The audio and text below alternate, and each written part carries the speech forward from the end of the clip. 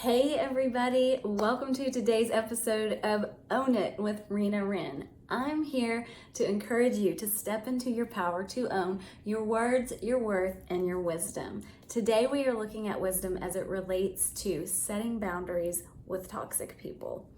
So I often get asked how to deal with someone who is constantly invading your space with things that they need, and you give them advice on how to help them and they never really seem to make change, or they only call you when they need something, or every time you're around them you just feel bad, or you start to feel icky, or you start to question yourself because you're not offering them anything that seems to be helping them make progress.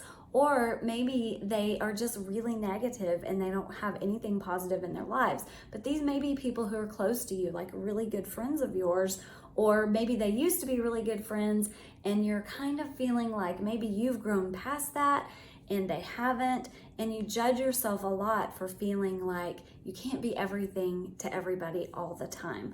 So my best advice for this is to first start to think about how much joy do you feel when this person is around, or when this person calls you, or when this person texts you or emails you or leaves you voicemails? What is it about this person that used to bring joy to your life? And is there any way that you can rekindle that? And then in doing that, can you set boundaries around the time that you make available for this person? So let's say that you used to really enjoy going on walks with this person. Maybe you could schedule a short amount of time, like a 15 to 20 minute walk with this person, so that you're not completely shutting them off, you're still engaging, you're bringing in something you used to really enjoy with this person.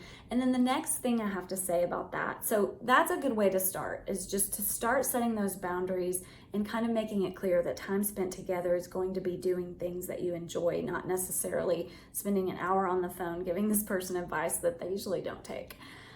Not that that's the point, but it does get really old. And when you're an empath, when you're a person who just gives everything you have to people all the time, this is a good lesson for you as well, to learn to set boundaries with that for yourself, for your self-worth and what you need in your life.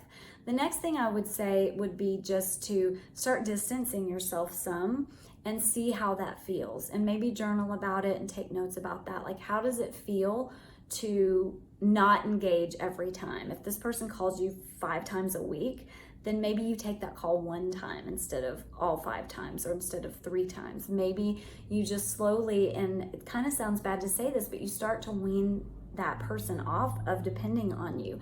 And the cool thing about that is it's really empowering eventually for that person. They're either going to find someone else to talk to, or maybe they'll just start to take a look at how they can help themselves. But you always being there to bail someone out, or to always have the only advice given that the only person they come to for advice, and the only advice they're hearing, is really enabling them to not find their own power and their own worth. And after all, you're on a path to find your worth, your words, and your wisdom. And I hope this helped you today. If you want me to dig deeper on this and give you more step-by-step ways to do this, then I'd love to hear from you. I'd love to work it out with you. Hit me up.